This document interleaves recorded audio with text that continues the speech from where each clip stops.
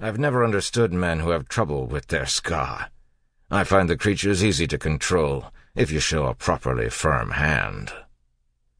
The obligator nodded, standing quietly in his grey robes. He seemed pleased, which was a good thing. The ska weren't actually Tresting's property. Like all ska, they belonged to the Lord Ruler. Tresting only leased the workers from his god, much in the same way he paid for the services of his obligators. The obligator looked down, checking his pocket watch, then glanced up at the sun. Despite the ashfall, the sun was bright this day, shining a brilliant crimson red behind the smoky blackness of the upper sky. Tresting removed a handkerchief and wiped his brow, thankful for the parasol's shade against the midday heat. "Very well, Tresting," the obligator said. "I will carry your proposal to Lord Venture as requested. He will have a favorable report from me on your operations here." Tresting held in a sigh of relief. An obligator was required to witness any contract or business deal between noblemen. True, even a lowly obligator like the ones Tresting employed could serve as such a witness, but it meant so much more to impress Straff Venture's own obligator. The obligator turned toward him.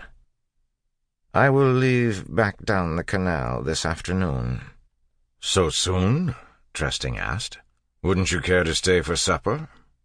"No," the obligator replied. "Though there is another matter I wish to discuss with you. I came not only at the behest of Lord Venture, but to look in on some matters for the canton of Inquisition. Rumors say that you like to dally with your ska women." Tresting felt a chill. The obligator smiled.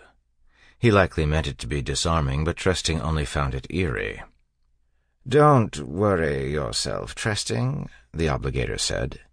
"If there had been any real worries about your actions, a Steel Inquisitor would have been sent here in my place."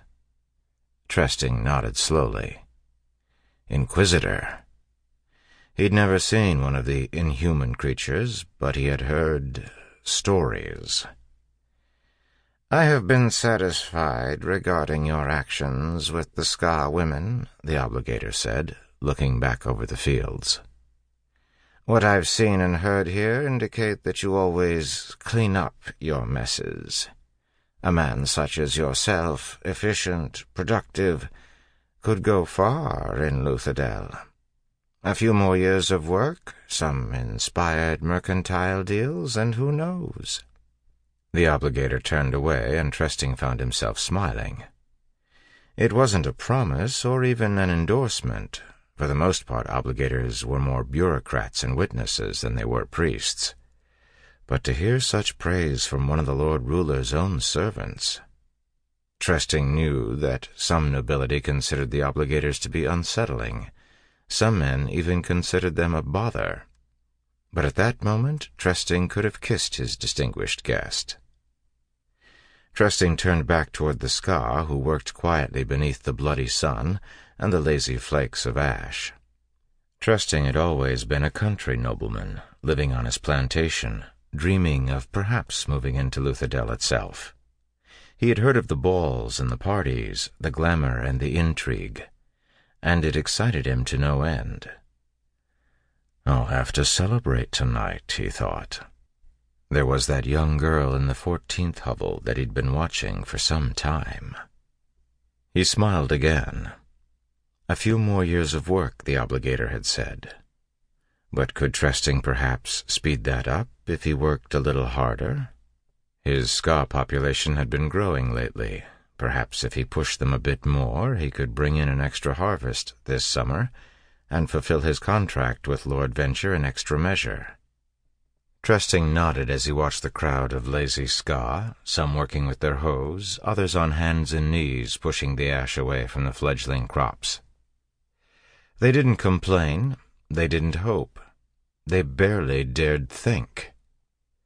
That was the way it should be, for they were ska. They were... Tresting froze as one of the ska looked up. The man met Tresting's eyes, a spark, no, a fire of defiance.